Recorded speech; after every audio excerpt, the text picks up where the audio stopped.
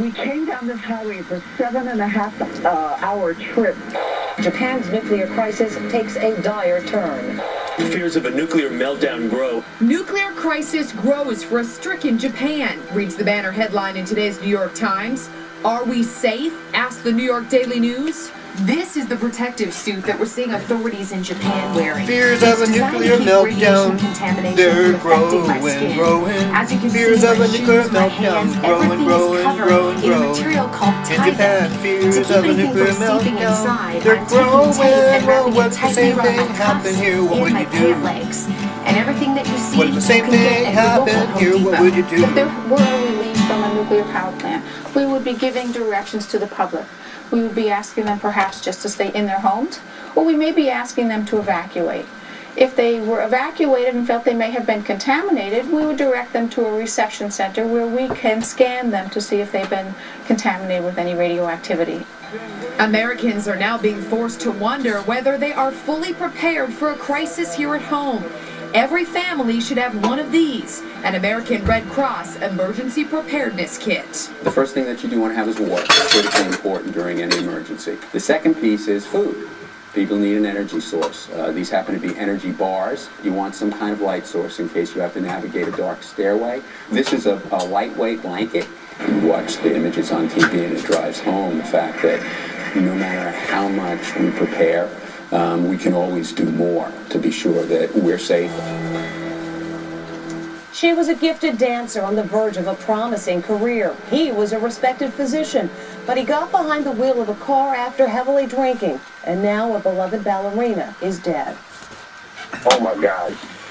Well, as they say, you shouldn't drink and drive. Made by a witness. Well, as they say, you shouldn't drink and drive. Well, you want to see why? Well, this is one story telling you why. Oh my God. You shouldn't drink and drive. 20-year-old Elena Shapiro was a stunning ballerina with an incomparable talent. She started dancing as a little girl.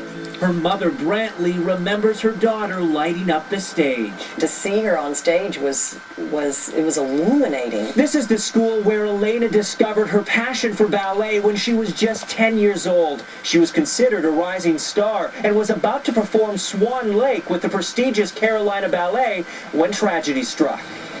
Elena had been rehearsing long and hard for Swan Lake, the ballet featured in the movie Black Swan that just earned Natalie Portman an Oscar for Best Actress. Elena was behind the wheel of her car in Raleigh, North Carolina, when her gray Hyundai was hit from behind by a speeding Mercedes. Tell me exactly what happened. There was a big bad accident. I think somebody's dead. What was shocking to many was the man behind the wheel of the car that struck Elena. It was a prominent physician, yes, a doctor, Raymond Cook, a respected plastic surgeon. He drank beer. He drank whiskey. His blood alcohol level was more than 3 times the legal limit. It's unfathomable, really. Elena's car was brought to the courthouse for jurors to see. The 44-year-old plastic surgeon sat stone-faced through the trial. The only sign of emotion came when he wiped away tears as this tribute video to Elena was played in court. After 3 days of deliberations, the jury came back with their verdict. The defendant is guilty of involuntary manslaughter.